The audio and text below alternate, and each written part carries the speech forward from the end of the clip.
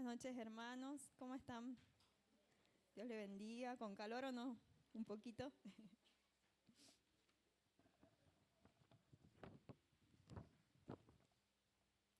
Bueno, como todos saben, nuestro pastor también lo dijo, ¿sí? Nosotros estamos conmemorando el mes de la Biblia, ¿sí? Y si bien la palabra de Dios es la misma para todos, hay personas que llegan a expresar lo que la palabra de Dios dice, que llegan a dar ese fruto que Dios espera que demos a través de su palabra. Hay personas que no, ¿sí? Entonces, ¿qué pasa? ¿Qué pasa si la palabra es la misma? ¿Por qué hay personas que llegan a cumplir esto y personas que no, ¿sí? Y hay alguien que nos habla en una de las cartas, ¿sí? Que es Santiago. Santiago era medio hermano de Jesús. Y él habla sobre esto, ¿sí? Sobre esto precisamente lo que estamos hablando. Y bueno, eso es lo que vamos a ver el día de hoy, ¿sí? Vamos a ir a Santiago, versículo 1, capítulo 1. Hermanos, si usted tiene la oportunidad después en su casa leer la carta de Santiago, no es muy extensa, pero la verdad que es muy hermosa. Tiene enseñanzas muy lindas. La otra vez tuvimos la oportunidad con Belén, una tarde en su casa, de poder leerla. Y la verdad que las enseñanzas que tiene esta carta es impresionante. Y hoy solamente vamos a centrarnos en unos cuantos pasajes. Santiago 1, vamos a leer del versículo 19 al 27, ¿sí? Y bueno, estos versículos los pude separar en tres partes, ¿sí? Santiago nos da instrucciones prácticas, ¿sí? Al creyente para poder llevar adelante la vida cristiana, ¿sí? Y bueno, la primera parte en la que separé esto son instrucciones. El título dice hacedores de la palabra, ¿sí? La primera parte que voy a leer lo tituló así como instrucciones para preparar el corazón del creyente para recibir la palabra de Dios. Y dice así: por esto, mis hermanos, todo hombre sea pronto para oír, tardo para hablar, tardo para irarse, porque la ira del hombre no obra la justicia de Dios. Por lo cual, desechando toda inmundicia y abundancia de malicia, recibid con mansedumbre la palabra implantada, la cual puede salvar vuestras almas. Pero sed hacedores de la palabra y no tan solamente oidores, engañándoos a vosotros mismos. Porque si alguno es oidor de la palabra, pero no hacedor de ella, este es semejante al hombre que considera en un espejo su rostro natural, porque él se considera a sí mismo y se va y luego olvida cómo era. Mas el que mira atentamente en la perfecta ley, la de la libertad, y persevera en ella, no siendo oidor olvidadizo, sino hacedor de la obra, éste será bienaventurado en lo que hace. Si alguno se cree religioso entre vosotros y no refrena su lengua, sino que engaña su corazón, la religión del tal es vana. La religión pura y sin mancha delante de Dios el Padre es esta: visitar a los huérfanos y a las viudas en sus tribulaciones y guardarse sin mancha del mundo, ¿sí? Esta es la porción de la palabra a partir de la cual vamos a poder ir estudiando punto por punto, ¿sí? Pero bueno, antes le pido que me acompañen a orar. Amén. Señor, te damos gracias, amado Dios, por este día. Gracias, Señor, por habernos permitido llegar hoy a tu casa, Señor. Te pido en el nombre de Jesús, Espíritu Santo, que hoy direcciones mis palabras, Señor, que no sean mis pensamientos, Señor, tu palabra, Señor, la que tú pusiste, Señor, en este libro, esta palabra viva, Señor, eficaz, que transforma nuestro interior, Señor. Te pido que vayas, Señor, preparando el corazón de mis hermanos, mi corazón, para recibir esta palabra, Señor, y el propósito por el cual tú la pusiste, Señor, tú la enviaste, Señor, cumple ese propósito. Te pido que esta palabra nos confronte el día de hoy, Señor, y que no seamos, Señor, oidores olvidadizos, sino hacedores de tu palabra. Y queremos, Señor, a ti darte toda gloria y toda honra, Señor, y hoy reconocerte Muchas gracias, amado Dios, en el nombre de Jesús. Amén y amén. Muy bien, el apóstol Santiago, ¿sí?, nos da instrucciones de cómo ser hacedores de la palabra. Y la primera parte son instrucciones de cómo debe ser el corazón del creyente para poder ser precisamente un hacedor de la palabra. Y empieza así, dice: por esto, mis amados hermanos, todo hombre sea pronto para oír, tardo para hablar y tardo para airarse, es decir, enojarse, ¿sí? Pronto para oír, dice que los creyentes tenemos que tener una actitud positiva, predispuesta, ¿sí?, para aprovechar toda oportunidad que se nos presente para poder aprender la palabra del Señor. Esa debe ser la actitud del creyente. Dice tardo para hablar. Al mismo tiempo, deben ser cautelosos para no convertirse en predicadores o maestros antes de tiempo. Usted sabe, hermano, que yo les voy a leer Santiago 3:1, dice: hermanos en Cristo, no debemos tratar de ser todos maestros, pues bien sabemos que Dios juzgará a los maestros más estrictamente que a los demás. Sabe que los que son maestros, lo que enseñan la palabra de Dios, van a dar cuentas, van a ser juzgados, dice la palabra, más estrictamente que los demás. ¿Por qué? Porque el que es maestro de la palabra, ¿sí?, tiene la responsabilidad, Dios pone en su mano y le confía almas, todas ustedes, ¿sí? Entonces yo, el pastor y los que se paran acá a compartir la palabra, vamos a dar cuenta de qué es lo que hemos enseñado. Y una palabra errada desde este lugar, una falsa doctrina que yo enseñe puede hacer caer y errar a toda una congregación. Entonces, ¿qué es lo que dice el apóstol en cuanto a ser hacedores de la palabra?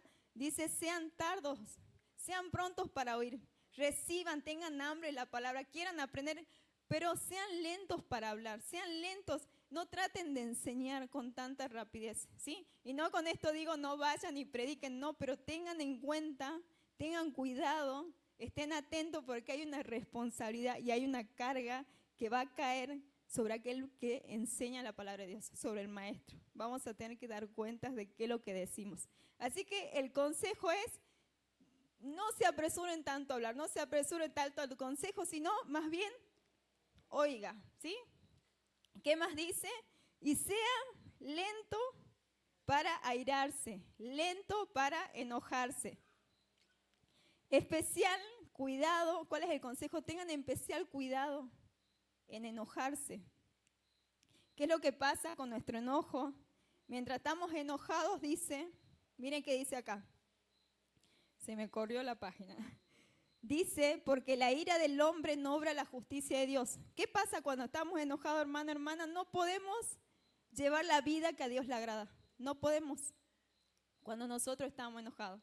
Cuando nosotros estamos enojados, por ahí nos vamos de boca, decimos cosas que no queremos, lastimamos, respondemos mal, se nos olvida la amabilidad, se nos olvida la paciencia, la mansedumbre, la templanza, todo. Nos olvidamos de todo. Decimos palabras hirientes. Entonces, ¿cuál es el consejo? Si querés ser un hacedor de la palabra, entonces tarda, cuidado con tu enojo. Cuidado con tu enojo. Sea tardo para enojarse. En Efesios 4:6 dice: no se enojen, si se enojan no pequen. No permitan que el enojo les dure hasta la puesta del sol, ni den cabida al diablo. Entonces la ira es una emoción humana, ¿sí?, que en sí no es pecaminosa. Todos nos enojamos, incluso Jesús se enojó, está en la palabra. Pero ¿qué pasa? Cuando eso le da lugar al diablo, cuando nosotros no arreglamos, le puede dar lugar al diablo y ahí recién nosotros podemos pecar, ¿sí? Entonces ese es el consejo. Y miren lo que dice Proverbios 16:32. Mejor es el lento para la ira que el poderoso, y el que domina su espíritu que el que toma una ciudad. ¿Quiere ver a alguien poderoso, hermano, hermano? No el que toma ciudad, dice la palabra, sino el que puede domar su temperamento, el que puede controlar su ira. En situaciones de presión, hermano, hermana, ¿cómo nos estamos manejando? ¿Qué es lo que está saliendo de mí? Especial cuidado, dice también Santiago, en eso, ¿sí? Seguimos. Dice 21. Por lo cual, desechando toda inmundicia y abundancia de malicia, recibid con mansedumbre la palabra implantada, la cual puede salvar vuestras almas. Yo lo voy a leer en TLA, lo tengo acá, me gustó esto. Dice: por eso dejen de hacer lo malo, pues ya hay mucha maldad en el mundo. Hacer lo malo es como andar vestido con ropa sucia. Hermano, ¿qué es lo que hizo el Señor en nuestra vida? Nos ha limpiado, ¿sí? A través de su palabra. Dice ahí en 2 Corintios, de modo que si alguno está en Cristo, eso lo creo que lo sabe la mayoría, nueva criatura es, las cosas viejas pasaron, y aquí todas son hechas nuevas. Él nos limpia, nos da una nueva naturaleza.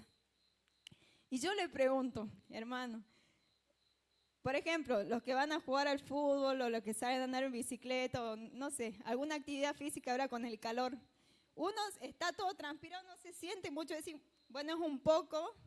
Cuestión que llega a su casa, se baña, hermano, usted huele la ropa de nuevo y cuando uno está limpio, eso se intensifica, el contraste entre la limpieza que tiene ahora los ricos que huele con el champú, el jabón, todo, agarra esa ropa y va a oler, no sé, 10 veces peor de lo que olía cuando usted estaba sucio. Quizá no se daba cuenta de tan sucio que estaba, pero usted huela, haga el intento, báñese, levante la ropa, huélala de nuevo y es impresionante el olor que tenía. ¿Usted, hermano, se pondría esa ropa de nuevo? ¿Se volvería a poner esa ropa sucia? No. Y eso es lo que dice Santiago. Desechen toda malicia. Y miren lo que dice Efesios 4. Se los leo así para que avancemos. Dice, con respecto a la vida que antes llevaban, se les enseñó que debían quitarse el ropaje de la vieja naturaleza, la cual está corrompida por los deseos engañosos. Ser renovados en la actitud de su mente. Hay una versión que dice, renueven el espíritu de su mente. Y ponerse el ropaje de la nueva naturaleza creada a imagen de Dios, en verdadera justicia y santidad. Entonces, ¿qué dice Santiago? Ustedes tienen que desechar la maldad, desechar la malicia como ropa sucia.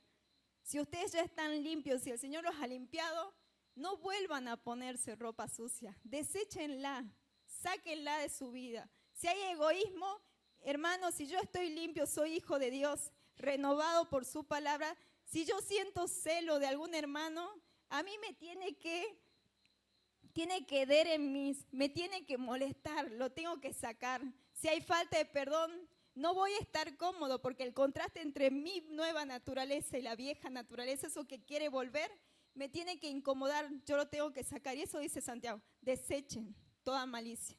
¿Y qué dice? Con mansedumbre, recibiendo con mansedumbre la palabra. En el sentido bíblico, la mansedumbre es docilidad para aceptar la voluntad de Dios, incluso las faltas ajenas, con amabilidad y paciencia, sin dejarse llevar por la cólera o el orgullo. Es un atributo que se opone a la arrogancia, ¿sí? Y se cultiva como un fruto del Espíritu Santo. La mansedumbre es una característica de Jesús, ¿sí? Y es una marca del discipulado verdadero. Entonces, hermano, ¿qué es lo que me otorga la mansedumbre? Hay otras versiones que dice humildad. ¿Qué es lo que me permite? ¿Por qué Santiago dice reciban con mansedumbre? Otras versiones reciban con humildad. ¿Qué significa esto? Recibir con un corazón enseñable. Es eso. Si yo ya considero que me la sé toda, ¿sí? Que yo soy súper perfecto, ¿sí? Entonces yo no voy a acercarme a la palabra del Señor con la actitud correcta, con el corazón correcto. Yo voy a leer y cuando lea acá, decía, esta palabra es para el hermanito, nunca para mí. Y ese es un error, la palabra es para mí primero. Se ríe el hermano.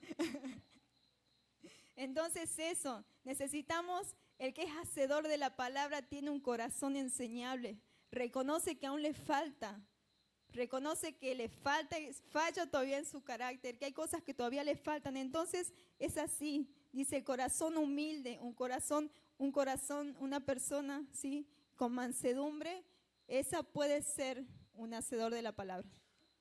Y ahora la otra parte, ¿sí? Instrucciones para leer la palabra de Dios. Y vamos a ir al versículo 22. Dice así, pero sed hacedores de la palabra y no tan solamente oidores, engañándonos a vosotros mismos. Porque si alguno es oidor de la palabra, pero no hacedor de ella, este es semejante al hombre que considera en un espejo su rostro natural, porque él se considera a sí mismo y se va y luego olvida cómo era. Mas el que mira atentamente en la perfecta ley, la de la libertad, y persevera en ella, no siendo oidor olvidadizo, sino hacedor de la obra, este será bienaventurado en lo que hace.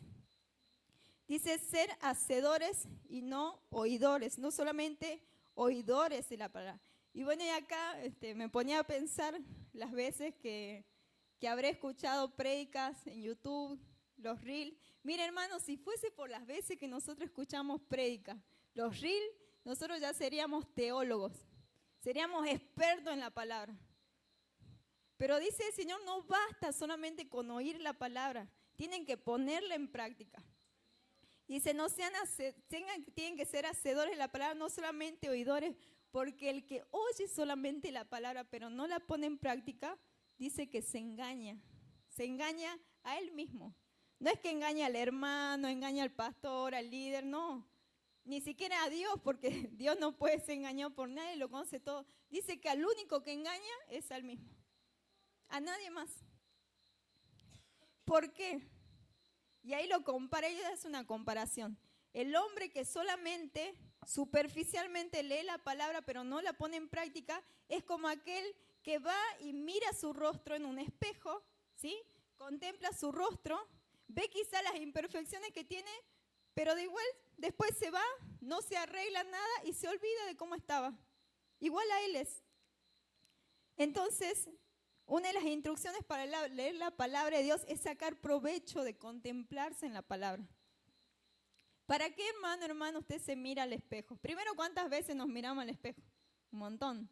¿Cuándo nos miramos al espejo? Antes de salir de la casa. ¿Qué es lo que buscamos? Ver si me quedó una lagaña, si me lavé bien la cara, ¿sí? Para peinarme un poco. Es para arreglarse. Es para ver qué me revela el espejo, mis imperfecciones. ¿Cuál es el fin? Arreglarme. Y eso es lo que hace la palabra. Miren lo que dice en Hebreos 4:12. Yo la voy a leer no sé si tenés NTV. ¿Sí? Bien ahí.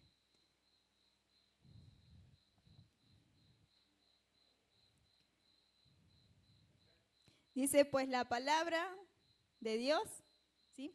Es viva y poderosa. Es más cortante que cualquier espada de 2 filos. Y miren lo que dice. Penetra el alma y el espíritu, entre la articulación y la médula del hueso. Miren de profundo que va la palabra. Y deja al descubierto nuestros pensamientos y deseos más íntimos. Hay otra versión que dice, revela la verdadera intención del corazón. Yo puedo ser una persona muy, muy comedida y hacer cosas en la iglesia, ¿sí? Y quizás, bueno, externamente digan, ay, mire cuánto ama a la hermana a Dios y la obra es para el Señor, pero en realidad quizás en mi corazón, la intención verdadera de mi corazón es una ansia por ser vista, por recibir reconocimiento y así mucho más. ¿Quién es el que realmente me va a revelar cuál es la verdadera intención del corazón? ¿Con qué intención realmente estoy haciendo las cosas que hago? Es la palabra.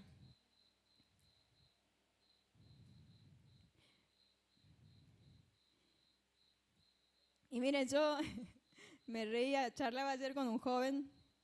Yo me consideraba, hasta hace un poco, una persona muy paciente, ¿sí?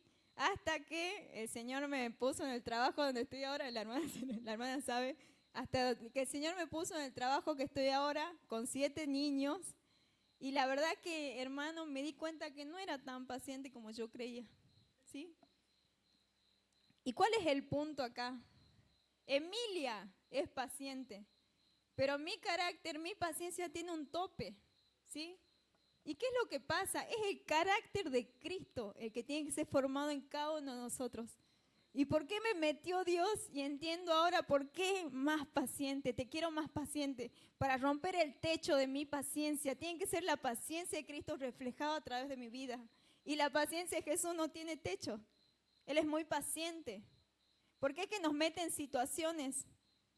Mire lo que le decía el Señor Jesús a Pedro. Pero le pregunta en Mateo 18, se acerca a Pedro y le pregunta, Señor, le pregunta a Jesús, ¿cuántas veces perdonaré a mi hermano que peque contra mí? ¿Hasta 7 veces? Imagínense, le parecía, o sea, después de la séptima ya le puedo dar un cocacho, o me puede enojar. Y Jesús le dice, no. ¿Qué es lo que le responde? No te digo hasta 7, sino hasta 70 veces 7. Pedro, el tope de Pedro era 7 veces. Hasta después de la séptima ya soy otra persona, ya me transformo, hasta ahí te perdono. Pero Jesús dice, hay que romper el techo. Y 70 veces 7, ¿qué significa, hermano? Que tenemos que perder la cuenta de las veces que perdonamos. Porque ese es el carácter de Jesús. No tiene que ser mi capacidad de perdonar, sino la de Él, ¿sí? No tiene que ser mi amor, porque mi amor tiene un techo. El amor humano tiene un techo. Nosotros amamos hasta cierta medida. Si me retribuyen mi amor, doy más. Si no, ya me cierro. Y dicen, Señor, no, ese es tu tope, pero yo lo rompo. Porque yo necesito que vos muestres mi amor, y mi amor no tiene límites. Mi amor no tiene techo. Y dice, perseverar en la palabra, mas el que mira atentamente en la perfecta ley, la de la libertad, y persevera en ella, no siendo oidor olvidadizo, sino hacedor, este será bienaventurado en lo que hace. ¿Qué es lo que nos pide Santiago? ¿Sí? Que nosotros miremos, no superficialmente, sino que miremos atentamente en la palabra del Señor como un espejo. Que la miremos a la palabra como un espejo, que vayamos allí y perseveremos en ella. No entiendo ahora, pero pido, Señor, el Espíritu Santo es el que nos revela la verdad, es el que nos permite entender la Escritura. Yo oro, ese es lo que siempre el consejo que da nuestro pastor, oren antes de leer un versículo, oren, porque quizás nosotros no lo entendemos, pero es el Espíritu Santo que mora en nosotros y que nos permite entender. Perseveren en la palabra. Vienen pruebas, vienen dificultades, no tengo ganas de leer la Biblia, persevero allí, me quedo ahí. Soy constante en la lectura, en la meditación, en la obediencia, porque es eso. Si yo no obedezco la palabra, ¿sí? Si la palabra me revela que tengo falta de perdón, si la palabra me revela que me enojo fácilmente, ¿qué hago con eso? ¿Qué hago con esa imperfección que la palabra me mostró? Una vez que yo la medito, una vez que yo persevero en ella, ¿qué hago con eso? Si yo no la pongo en práctica, yo me engaño. Y soy como este hombre que contemplo mi imperfección, pero no hago nada. Después me voy y me olvido. ¿Qué es lo que quiere el Señor? Que nosotros obedezcamos la palabra, que meditemos en ella, perseveremos en ella y la llevemos a la práctica, ¿sí? Que empecemos a vivir su palabra. Por eso es que yo tengo que tomar, como decía, la palabra como ese espejo, ¿sí? Y la palabra me tiene que revelar a qué cosas yo debo morir. Porque mi hermano, no es que yo tengo que morir algunas cosas, tengo que cambiar cosas pequeñitas. No dice la palabra en ningún lado eso. Que nosotros tenemos que morir solo algunas cosas y en cierta medida no. Dice que yo tengo que morir completamente, totalmente. Y dice el Señor, si quieren ser mis discípulos, niéguese a sí mismo, tome su cruz y sígame. Entonces ahí donde yo tengo que morir a mi carácter. No puede convivir la mente de Emilia con la mente de Cristo en el mismo lugar. No puede convivir los deseos de Emilia con los deseos de Cristo en el mismo cuerpo. No puede. Yo tengo que morir. Cuando el apóstol Pablo decía, ya no vivo yo, Cristo vive en mí, se refería a esto. Entonces, ¿qué es negarse? Es reconocer en la palabra, cuando me miro, aún todavía hay cosas de Emilia muy vivas. Entonces, Señor, yo vengo, reconozco, me niego que ya no puedo seguir así, porque ya no vivo yo, vos vivís en mí. Entonces voy a la cruz y crucifico esa parte de mí que todavía está muy viva, que me ha revelado la palabra, que todavía mi carácter no se está pareciendo al de Cristo. Entonces voy y lo crucifico. Eso es perseverar en la palabra y ser obedientes. Y por último, bueno, ahí dice que aquel que persevera va a ser bienaventurado. Y bienaventurados dice que significa supremamente bendecidos. Y no hace referencia a una bendición quizás económico, material, sino es total, es integral en todas las áreas de nuestra vida, ¿sí? Y hermano, a mí me conviene obedecer, me conviene conocer la palabra, me conviene obedecer la palabra. Porque así yo voy a ser bienaventurado y bendecido, supremamente bendecido en cada área de nuestra vida. Vamos a tener paz, voy a tener gozo, ¿sí? Y por último, los últimos versículos son instrucciones para practicar la palabra de Dios. ¿Cómo me doy cuenta que yo estoy poniendo en práctica de una manera correcta la palabra de Dios? Y miren lo que dice. Si alguno se cree religioso entre vosotros y no refrena su lengua, sino que engaña su corazón, la religión de tal es vana. La religión pura y sin mácula delante de Dios el Padre es esta: visitar a los huérfanos y a las viudas en sus tribulaciones y guardarse sin mancha del mundo. Ahí buscaba qué es lo que significaba la palabra religión y dice que es la expresión externa de la devoción espiritual y de la fe de una persona, ¿sí? La religión es como yo expreso externamente en quién creo, dónde está mi fe, ¿sí? Esa es la religión. Y Santiago acá distingue entre dos tipos de religión: una religión fingida y una religión verdadera. Y quizás nosotros podemos hacer no sé cómo se llama, los check-in, no sé, checklist, no sé, yo inglés cero, perdón. Una lista de chequeo, gracias pastor. ¿Sí? ¿Qué puedo decir? Me congrego, tachado, bien. Diezmo, bien. Ofrendo, ¿sí? No salgo, no tomo, no fumo, y un montón de cosas así. Mire, hermano, la lista puede ser interminable, ¿sí? Pero ¿qué dice el apóstol? ¿Qué dice Santiago? Ustedes se pueden creer religiosos, pueden tener toda esta lista, un montón de cosas, pero miren lo que nos deja fuera. Mire esto: si no refrena su lengua, sino que engaña su corazón, la religión de tal es vana. ¿Qué significa? Que sea vana, que es inútil, que es vacía, que no tiene valor, no tiene propósito. Miren qué fuerte hermano. Y vamos a leer Santiago 3, ahí a 2 hojas. Y Santiago explica más y ahonda más en este tema puntual de la palabra, ¿sí? Y miren lo que dice, Santiago 3. Ahí leíamos recién, porque es que no teníamos que apresurarnos a ser maestros, porque no teníamos que apresurarnos a enseñar. Dice: hermanos míos, no os hagáis maestros, muchos de vosotros, sabiendo que recibiremos mayor condenación, porque todos ofendemos muchas veces. Si alguno no ofende en palabra, este es varón perfecto, capaz también de refrenar todo el cuerpo. He aquí nosotros ponemos frenos en la boca de los caballos para que nos obedezcan y dirigimos así todo su cuerpo.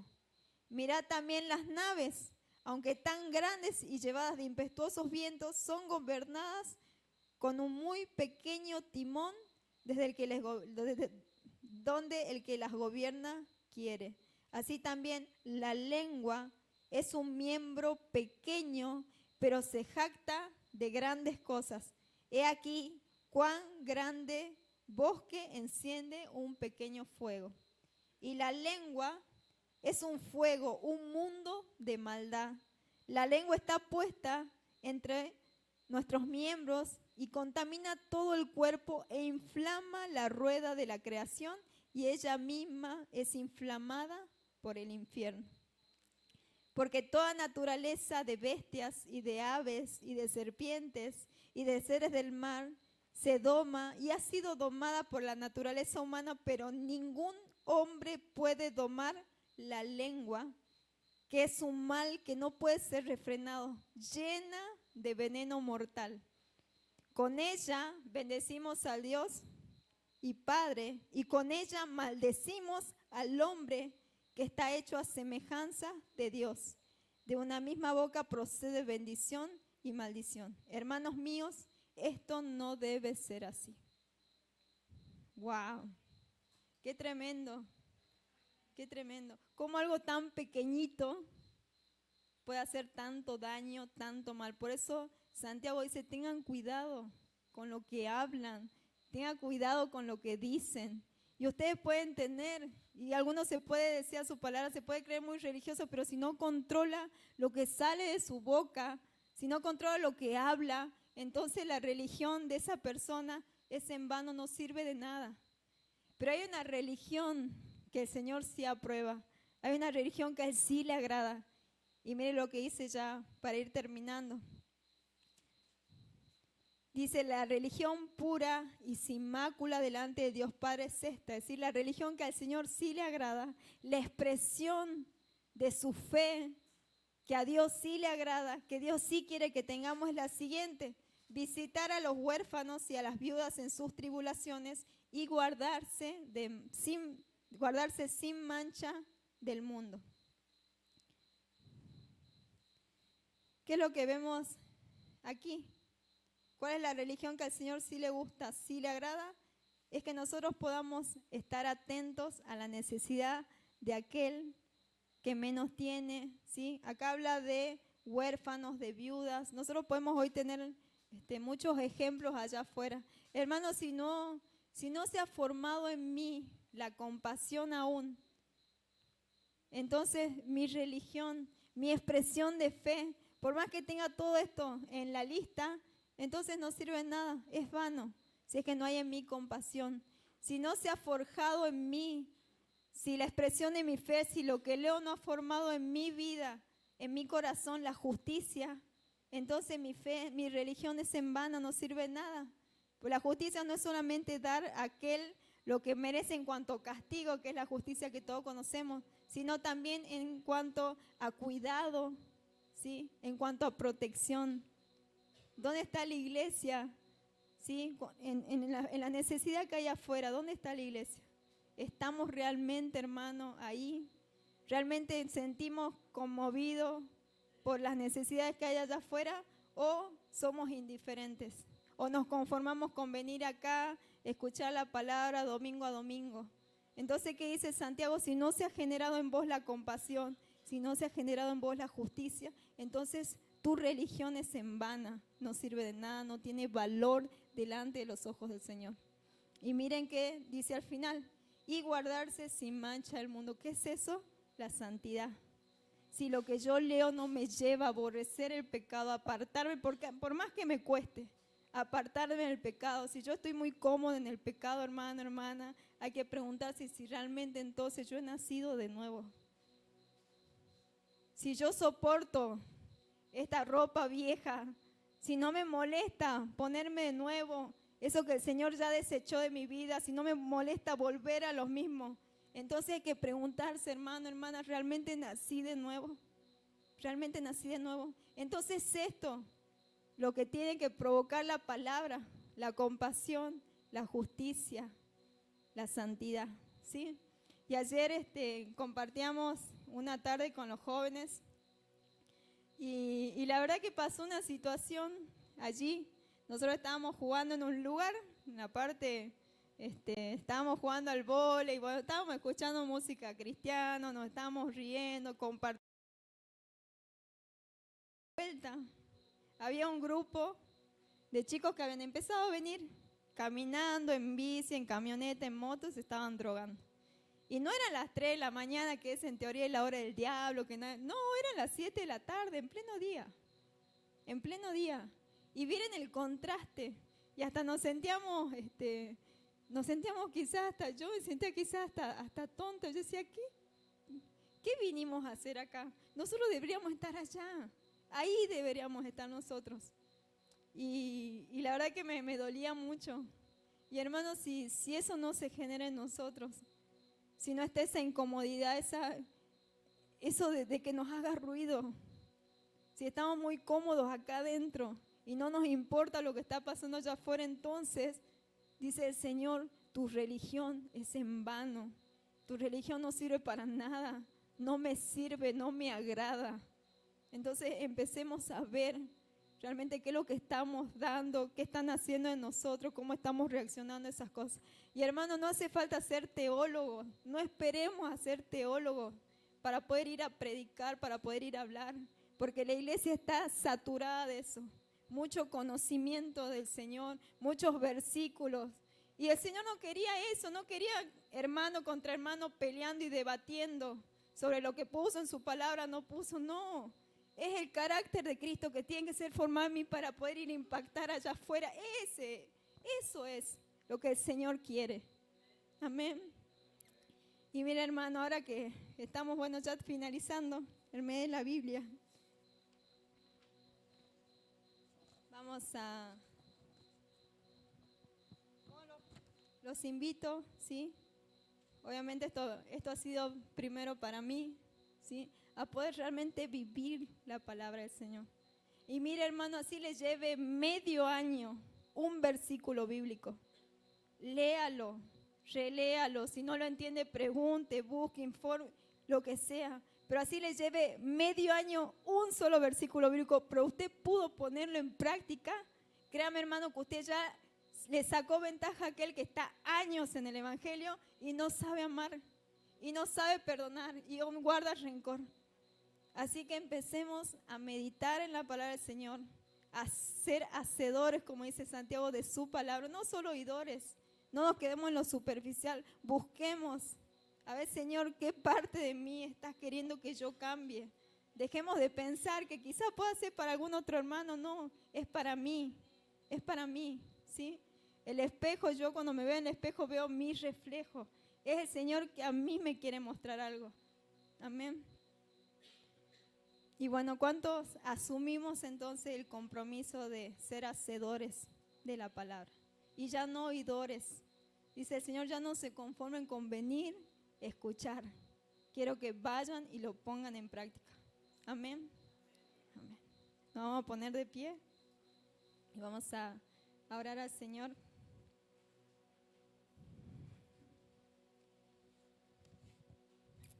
Amén. Señor, te damos gracias, amado Dios, por tu palabra. Gracias, Señor, porque tú nos limpiaste, Señor, con tu palabra. Nos diste nueva vida, Señor. Gracias por habernos sacado de aquel lugar, Señor. Gracias por habernos dado nueva vida, Señor. Y te pedimos perdón, amado Dios. Si a veces, Señor, volvemos a ponernos, Señor, y a vestirnos con esa vieja naturaleza, perdónanos, Señor, y ayúdanos, Señor. Ayúdanos, Señor, a ya no ser oidores olvidadizos, Señor, sino, Señor, a poner por obra tu palabra, Dios, en el nombre de Jesús. Te pedimos, Señor, que nos ayudes, que pongas en nosotros el anhelo, el deseo de querer conocerte más y más. Revélate, Jesús, a nuestras vidas. Sigue transformando nuestro interior, Señor. Ayúdanos, Señor, a morir cada día más, Señor. A poder crucificar esa naturaleza, Señor. Y a que tú seas formado en nosotros, Señor. Porque tenemos tu mente, Señor, y habitas hoy en nuestro corazón. Ayúdanos, Señor, en el nombre de Jesús. A poder expresar de la manera que a ti te agrada, Señor, nuestra fe, nuestra religión, Señor. A que el mundo pueda verte, Señor, a través de nosotros. Pon en nosotros corazones obedientes. Pon en nosotros corazones compasivos, corazones justos, Señor. Pon en nosotros amor, Señor. Temor reverente, amor por tu santidad, Señor, en el nombre de Jesús. Ayúdanos, Señor. Y te damos toda la gloria, Señor, y toda la honra a ti. En el nombre de Jesús. Amén y amén. Le damos un fuerte aplauso al Señor. Amén. Dios de